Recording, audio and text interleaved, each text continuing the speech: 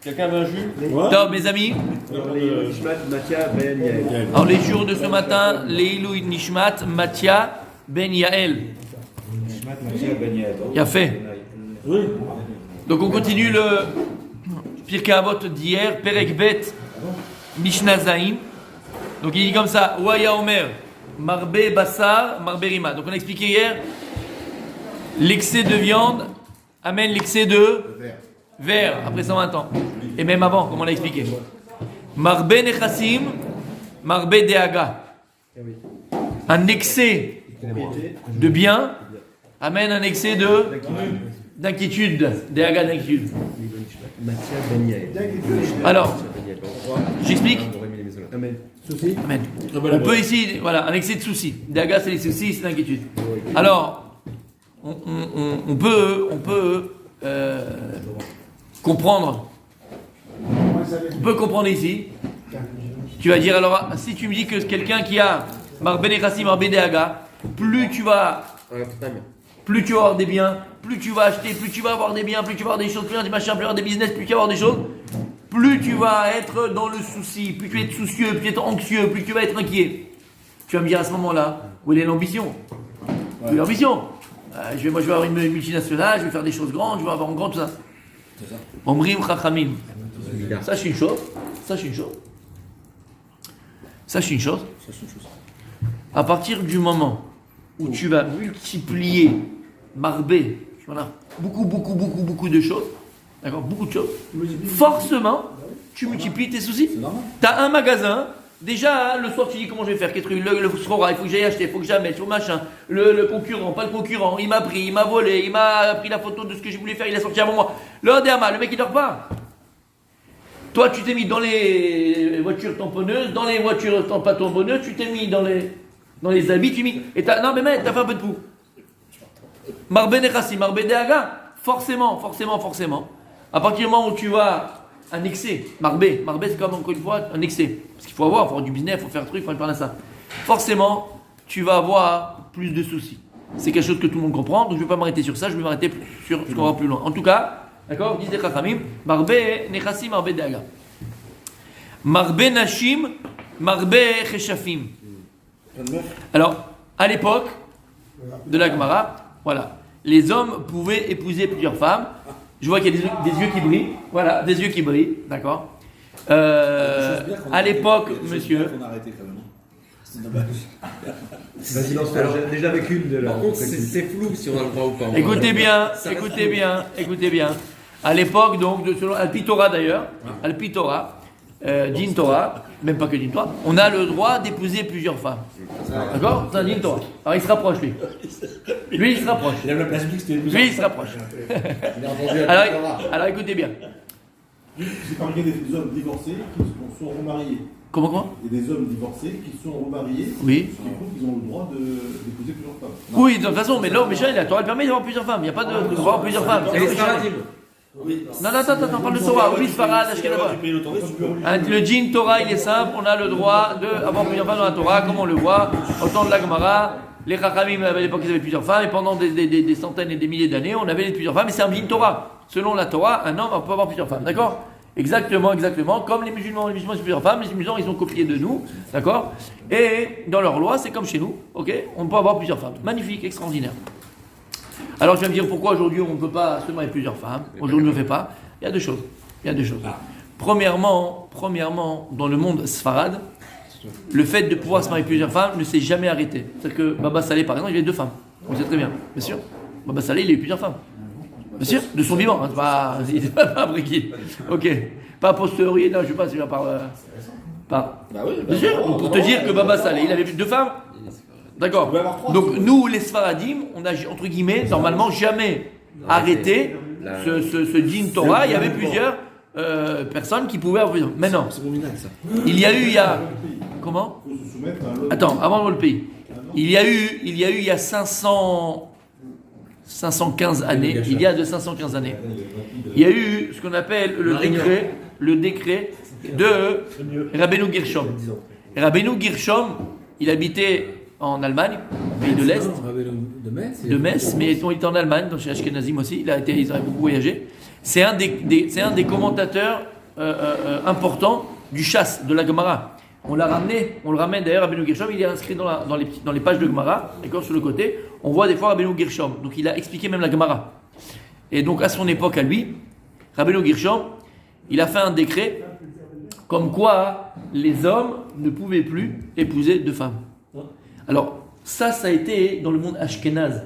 Ça a été en France, ça a été en Allemagne, c'était en Pologne, ça a été dans le monde ashkénaze, puisque c'était un rave, c'était un des plus grands, c'était le décisionnaire de l'époque, d'accord, dans le monde ashkénaze. Mais le monde sfarad ne l'a pas accepté, puisque je ne sais même pas s'il était au courant, le monde sfarad à l'époque, de ce décret-là, parce que ça ne nous touchait pas, entre guillemets, ce n'était pas un rave qui avait le poids au niveau de la communauté sfarade. Voilà. Maintenant, pourquoi est-ce qu'il avait fait ça? Pourquoi il a fait ça? Pourquoi il a fait ce décret que les hommes ne pouvaient pas épouser de femmes? Puisque lui-même a épousé deux femmes. C'est précisément parce que lui-même a épousé deux femmes et par l'histoire qui lui est arrivée qu'il avait décrété que le dor n'était plus apte à avoir de femmes. Pourquoi? Les mœurs du monde occidental, ils ont... Pas par rapport aux mœurs, pas par rapport aux mœurs, pas par rapport aux mœurs, pas par rapport à satisfaire. Écoutez bien, exactement. Il a fait meilleur.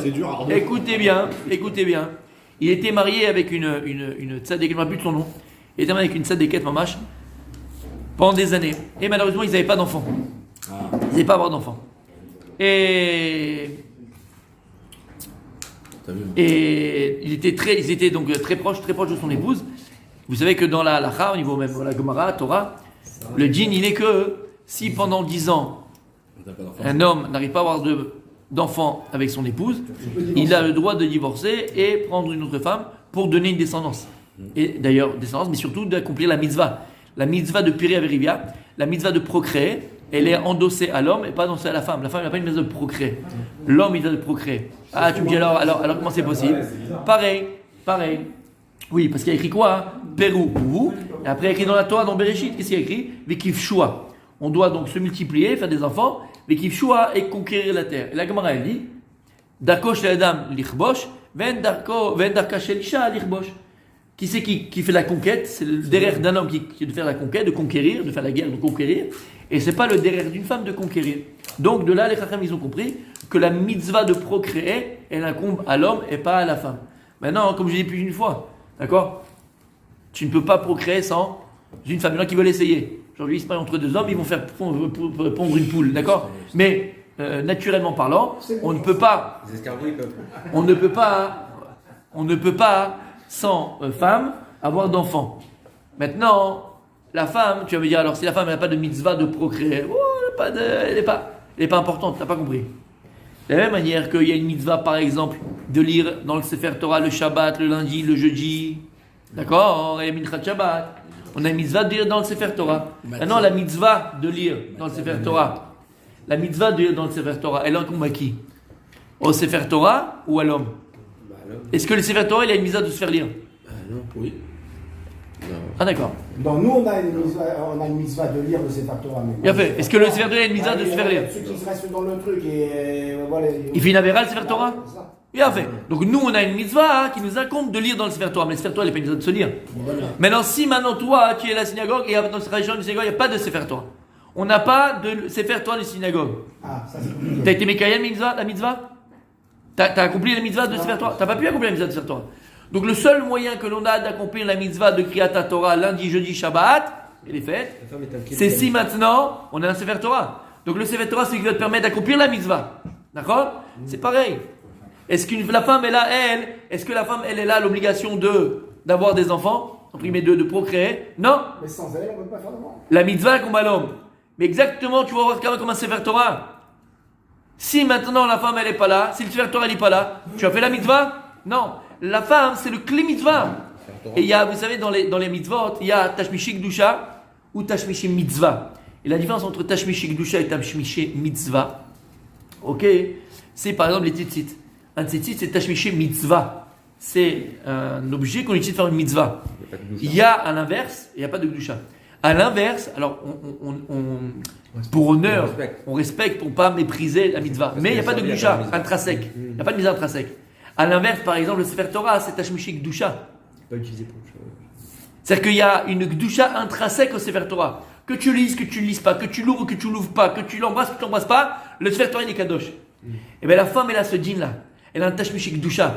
La femme, elle a un djinn de Sefer Torah.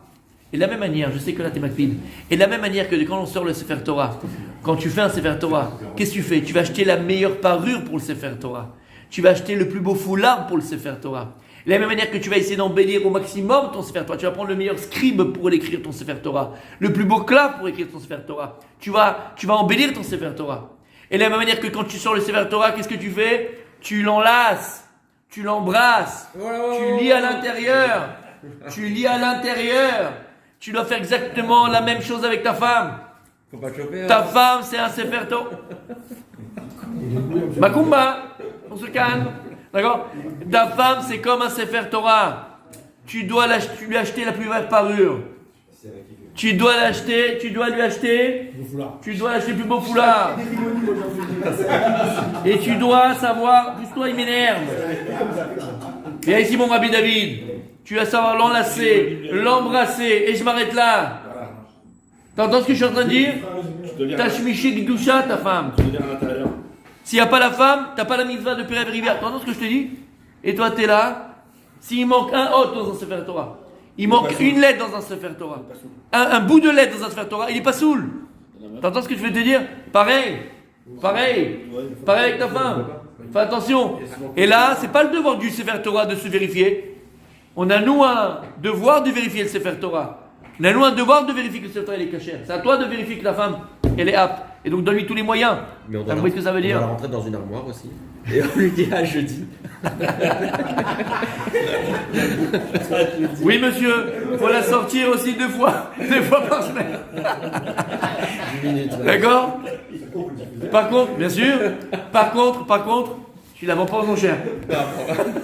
D'accord? Tu la vends pas aux enchères. Fais attention. Ok? Et non plus.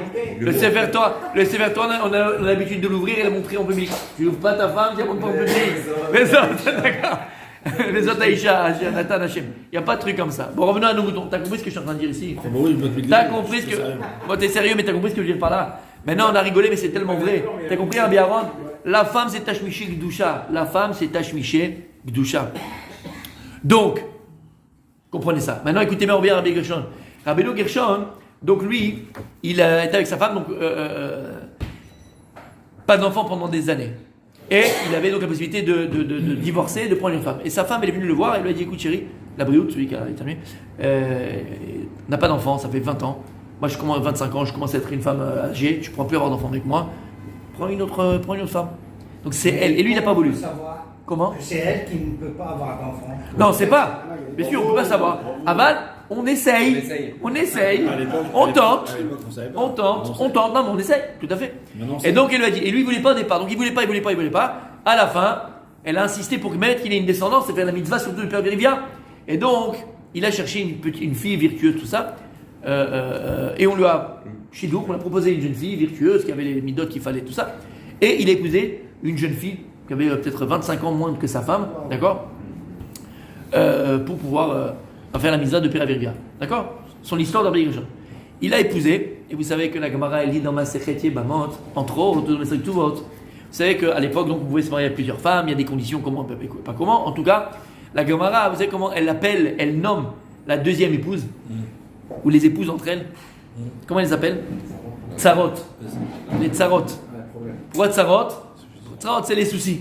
Tsarot, c'est les problèmes. Tsarot, c'est la guerre à la maison.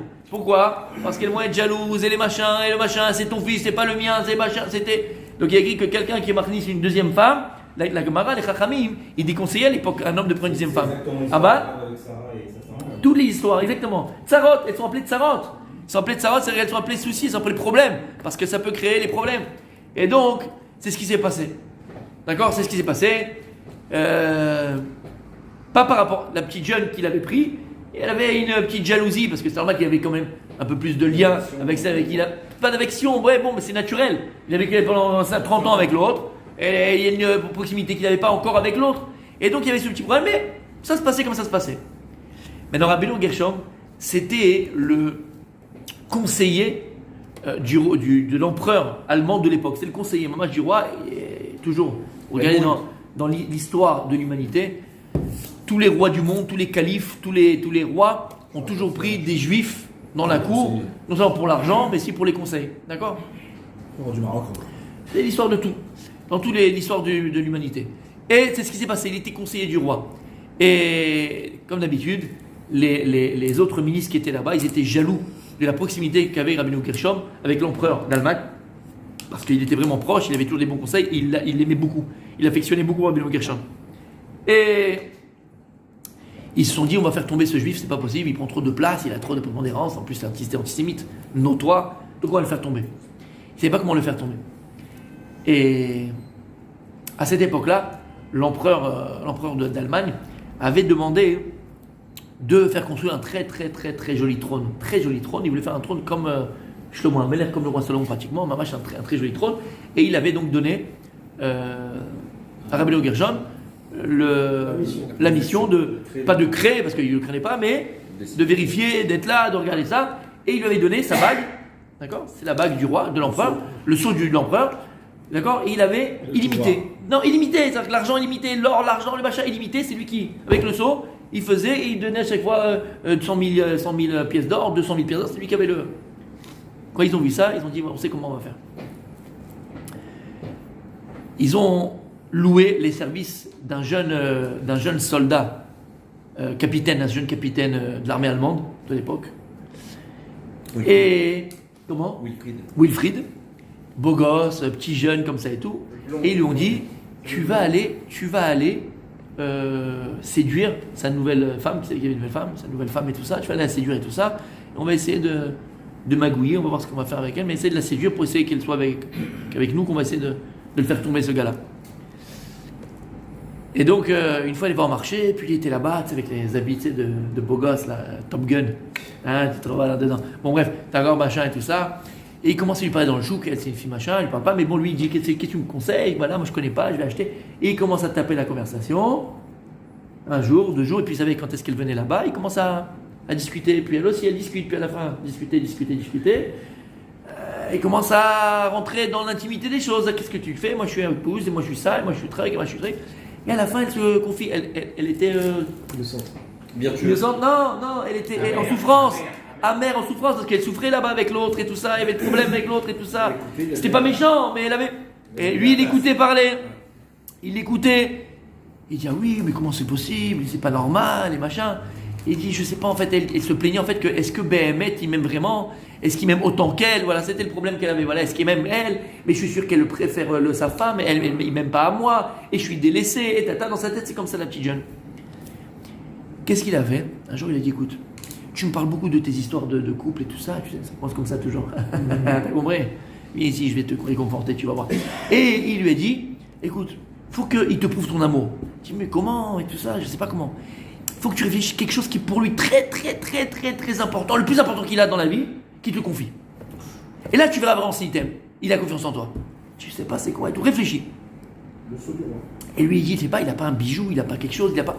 Et il a fait exprès de dire ça, c'était la bague de l'empereur. Elle va le voir un soir, elle lui dit écoute, je sais que tu m'aimes pas, tu préfères l'autre, et tatati, et lui il me gêne pas du tout, mais tu comprends, j'ai vécu des années avec elle, c'est normal que j'ai plus d'affection, pas d'affection mais plus de. Et moi il voulait lui dire mais je t'aime aussi, et je t'aime autant. Il prouve-moi ton amour. Il dit mais je le prouve tous les jours, et tous les jours il amène un bouquet de fleurs avec un machin, avec des cadeaux. Rien. Et il dit il faut que tu me prouves ton amour. Le seul moyen pour prouver ton amour, tu me donnes la chose la plus importante que tu as. Et tu me la confies, je te la garde. Il dit ok c'est quoi, qu'est-ce que tu veux ? Donne-moi la bague de l'empereur. Et je ne peux pas te donner ça. C'est pas que j'ai pas confiance, mais il arrive n'importe quoi, je suis foutu, ça va dans des mains qu'il ne faut pas, je suis fini moi. Ma vie est en danger. Et elle était là, tu connais la marocaine ? Ouais. Elle était là, jour après jour. Tu m'aimes pas, elle pleure dans un coin, elle lui va la réconforter, elle pleure, elle truc et machin. Et sa femme, l'autre femme là, il dit c'est pas bien cette chose-là, attention, fais attention à ça, c'est pas normal ce qu'elle te demande, tatati. Lui il était entre les deux, on pouvait plus, cluct, Roland Garros. Et à la fin, quand il a vu que c'était pas possible, elle pleurait, elle truc machin, qu'est-ce qu'il a fait ? Il lui a donné la bague. Il lui a donné la bague. elle est venue au marché, elle a rencontré l'autre, et je regarde, voilà, tu vois, je t'ai prouvé, il m'a prouvé son amour, il m'a dit des choses importantes, regarde ces trucs, machin, il dit, ah oui, machin, et tout, ils ont discuté, et lui, sans faire un truc, il veut piquer la bague, d'accord? Et il a utilisé la bague pour faire des choses très graves, pour voler, pour machin, pour truquer, et après, il a été accusé devant l'empereur, comme quoi c'était un juif, c'est un voleur, et que les juifs sont des voleurs et tout ça. Et lui, qu'est-ce qu'il voulait qu'il fasse? Il a essayé d'expliquer à l'empereur ce qui s'est passé, machin, et il a été jeté, avec son épouse d'ailleurs, il a été jeté dans les donjons, là-bas, dans les prisons d'Allemagne, de Munich ou de Berlin de l'époque, je ne sais pas comment ça s'appelait. Il a été jeté là-bas, d'accord? Quand il a vu que deux femmes, la brioute, ont apporté, tu as vu ce que c'est vrai ce qu'on dit? Quand il a vu ce que deux femmes, quand tu épouses deux femmes, ce que ça peut amener, la jalousie, le machin, qu'il a terminé en prison, qu'il a machin, tout ce qu'il a fait un décret pour tous les juifs d'Allemagne, et donc ça a été accepté par tous les juifs ashkénazes de l'époque, comme quoi il était formellement interdit. C'est un gzar, il a le droit de faire ça, aujourd'hui il était très bien, il a le droit de faire ça, un gzar, une gzera, qu'il a interdit à un homme à partir d'aujourd'hui de prendre deux épouses parce que ça peut amener des problèmes. Entre parenthèses, ça me rappelle une belle histoire. Il a fait pour combien de temps? Attends, alors, il ne fait pas pour combien de temps? Une xéra du Gdolador, xéra du Gdolim, d'un Gadol, c'est 500 ans. C'est pour ça qu'elle a terminé il y a à peu près 20 ans. Il y a 20 ans, il y a 15-20 ans, il n'y a plus même pour les Shkenazim. Donc elle a été. Mais encore une fois, nous les Sfaradim, il n'y a pas cette xéra, elle n'existe pas, ça n'a jamais existé. Et on peut maintenant, encore une fois, dans le monde occidental dans lequel on vit, c'est plus Mekoubal, et puis les mœurs ne sont plus comme ça depuis plusieurs femmes. Mais Donc si nous-mêmes, je veux. plus que ça. Si maintenant toi tu viens, tu prends deux témoins, tu fais Kouroupa, Kiddushin, avec la bague, tout ça, tu es marié. Et si jamais vous vous séparez, pas toi, si jamais ils se séparent ces personnes-là, il faut guette. Ouais. Alors il y a 10 ans de ça, je me rappelle toujours, il y a eu cette histoire à Natania, il y a un type, il a épousé une deuxième femme. Alors le Bedjin de Natania l'a obligé à divorcer. Parce que c'est pas les mœurs d'aujourd'hui, on ne fait pas une chose pareille, l'a obligé à divorcer, il y a eu guette, il y a eu tout ce que tu veux. Mais il s'est marié, c'est-à-dire que c'est son épouse, Mamash, et Chetish. D'accord, ça m'appelle une histoire dans l'histoire. Donc c'est pour ça qu'on ne peut pas. C'est quoi l'histoire dans l'histoire? L'histoire dans l'histoire, au temps de Shlomo HaMelech. Au temps de Shlomo HaMelech. Shlomo HaMelech, il avait besoin, pour construire son non, pas son palais, son trône et tout ça, il avait besoin de quelqu'un. Et il y avait là-bas un type qui était spécial dans ça et tout ça, il l'a fait venir. Et à la fin, il lui a fait ce qu'il lui a fait. Et à la fin, le Shlomo HaMelech, il lui a dit, comme tu m'as tellement aidé, dis-moi ce que tu veux et je te le donnerai. Shlomo HaMelech, il était roi sur les Elionim, roi sur les Tartonim. Il parlait aux anges, il parlait aux animaux, il savait le langage des animaux, il savait le langage des plantes. Il avait dit, maman, il y a peu comme Shlomo HaMelech. Et le type lui a dit, je veux en cadeau que tu m'apprennes le langage des animaux. Shlomo HaMelech a dit, mais pourquoi tu n'as pas besoin, qu'est-ce que tu vas faire? Non, je veux apprendre le langage des animaux, moi j'ai une ferme et tout ça, plein d'animaux. Je veux que tu m'apprennes le langage des animaux. Il lui a dit, Shlomo HaMelech, écoute bien, je vais t'apprendre, mais sache que le jour où tu dévoileras cela, que je t'ai appris le machin, tu mourras. Ne dis à personne que je t'ai enseigné le langage des mots, c'est pas pour le commun des mortels, mais comme je t'ai promis, donc je le donne. Mais attention, si tu dis à quelqu'un, tu mourras le jour même. Il n'y a pas de problème. Et le gars, il est content, il a appris le langage des animaux. Magnifique, d'accord? Il rentre chez lui, et il arrive dans sa grange où il y avait où il y avait des animaux là, dans l'étable, où il y avait l'âne, il y avait le taureau, il y avait tout ce qu'il fallait, et il va pour labourer son terrain. Et il voit le taureau allongé comme ça, fichala, avec la langue comme ça, la vache qui rit mais qui rit plus. Tu vois ce que je veux dire? Fichala, fiévreux comme ça, qui est malade, machin et tout. Bon, il regarde et tout, il essaye de lever le taureau, il se lève pas. Donc il va pas prendre le taureau, il va prendre l'âne. Ouais. Il va prendre l'âne et tout. Et quand il tire l'âne pour aller labourer son terrain comme ça, il entend le taureau en train de s'éclater de rire. Il comprend le langage des animaux. Il s'éclate de rire. Et l'âne qui se retourne et qui le regarde. Et il lui dit, vas-y, bonne journée, hein, va bien bosser. Et en fait, le taureau, qu'est-ce qu'il avait fait? Il a fait tménik, il avait fait semblant d'être malade. Et l'âne lui dit, ah, t'as fait semblant d'être malade, et c'est que maintenant, à cause de toi, maintenant, je vais travailler à ta place, et que machin. Il dit, allez, va travailler, toi. Et l'autre, il rigole. Et lui, il est là, quand il entend comme ça l'âne et le taureau en train de parler, le bœuf en train de parler, il se met à sourire, le type, parce qu'il a compris, c'est pas qu'eux, ils comprennent, que lui, il comprend. Et dans l'étable, il y avait sa femme. Et sa femme, elle le voit sourire. Elle lui dit, pourquoi tu rigoles? Qu'est-ce qui t'arrive? Il dit, non, je pensais à un truc, j'étais avec un copain, je me rappelle d'un truc d'un copain. Il est bizarre, mon mari, aujourd'hui. Et Tom, il fait le machin. Le lendemain, quand il revient, il ramène l'âne dans l'étable. Et l'âne, il est fichalla, il a travaillé pendant toute la journée à la place du bœuf. Et le taureau, il rigole. Et il dit, mais comment tu fais, toi? Jamais il vient, tu fais, il te prend pas. Il dit, voilà, fais comme moi. Demain matin, il vient, fais de malade. Tu fais fichalla, tu veux pas te lever. Tout, oui, machin, il va te laisser tranquille. Moi, je fais ça tout le temps. Super. Et donc, il y a le type qui rigole et tout. Il revient le lendemain matin. Et là, il va directement vers l'âne. Il va pas voir le taureau. Et l'âne, il a les pieds comme ça en éventail. Il suffoque, il est pas bien, il a de la fièvre, il se sent pas bien. Et l'autre, il fait machin. Et le taureau, il est là avec machin et l'âne. Et lui, il le tire, il veut pas le lâcher, il le tire.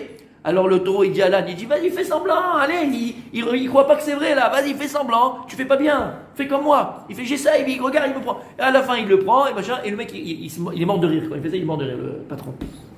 Sa femme, elle est là, et lui dit, bon, ça y est, hier, quand t'as pris là le machin, t'as rigolé. Là, maintenant, tu fais ça, tu rigoles encore une fois. Tu me dis, qu'est-ce qui se passe? Je dis, non, je te promets, rien du tout, chérie. Parce qu'il y a un copain qui est là, j'ai fait.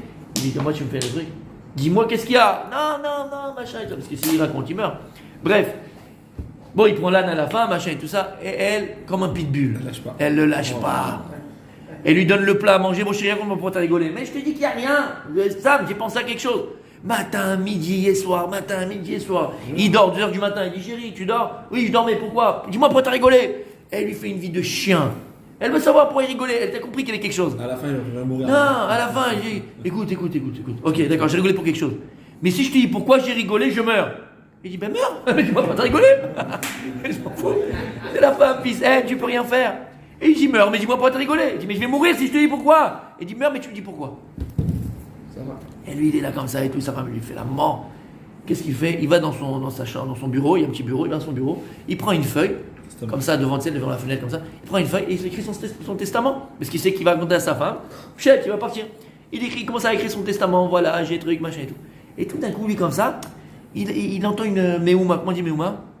Une agitation. Une agitation à l'extérieur, c'est dans la cour. Il ouvre la fenêtre, et il entend le chien en train d'aboyer, comme ça et tout. Et il aboie sur le coq. Alors il se rapproche parce qu'il comprend lui le langage des animaux. Il entend le chien en train d'aboyer sur le coq. Et le chien il parle au coq. Il dit, t'as pas honte toi, espèce de coquelicot? T'as pas honte? Notre maître, t'as pas entendu, il va bientôt mourir. Notre maître, il est en train de écrire son testament. Et toi tu fais le beau là. Qu'est-ce qu'il faisait le coq? Le coq, il était là, quand il faisait la tête française, le coq français, là, coq sportif. La tête en haut, il y avait toutes les poules comme ça derrière qui le suivaient comme ça. Et quand il venait à droite, ils allaient à droite, à gauche. Et hop. Il faisait le beau avec toutes ses poules derrière. Toi, tu fais le beau avec toutes tes poules et notre maître, il va mourir. Et toi, tu fais le beau, t'as pas honte, t'as pas de respect, t'as pas de machin. Lui, il voit ça, il entend ça. Il dit, c'est pas possible. Le coq, rien du tout, clou, même pas il s'est volé celui-là. Regarde comment elle marche derrière lui, les poules. Hop! Elle marche droit. Moi, ma femme, elle est là, elle me dit, tu me dis, je vais mourir, je lui dis, il a pris le testament, il a déchiré, il est parti voir sa femme, il a dit, écoute, c'est comme ça, c'est pas autrement, il a pris du coq, vraie histoire, hein. Il a pris, il dit, comme ça, c'est pas autrement, je te dirai pas, et maintenant, toi, meurs, meurs, comme ça, avec le secret. C'est comme ça l'histoire, Bémet, d'accord? Et finalement, il a pas dit à sa femme, et bon, quand il a survécu. C'est une vraie histoire avec Shlomo Amelech. Et de là, qu'est-ce qu'on apprend? Hein? Faut être un coq à la maison. Alors elle, c'est pas là. Faut acheter un beau foulard. Faut la considérer comme un Sefer Torah, parce que c'est un Sefer Torah, Tashmishi Gdusha. Mais c'en est vrai qu'il faut être des coqs, messieurs. Et je vais te dire plus que ça. Nos femmes, ce qu'elles attendent de nous, c'est d'être des coqs. Et pas des coquelets. Voilà pour jouer, parce qu'on a mis vraiment on a poussé ce matin.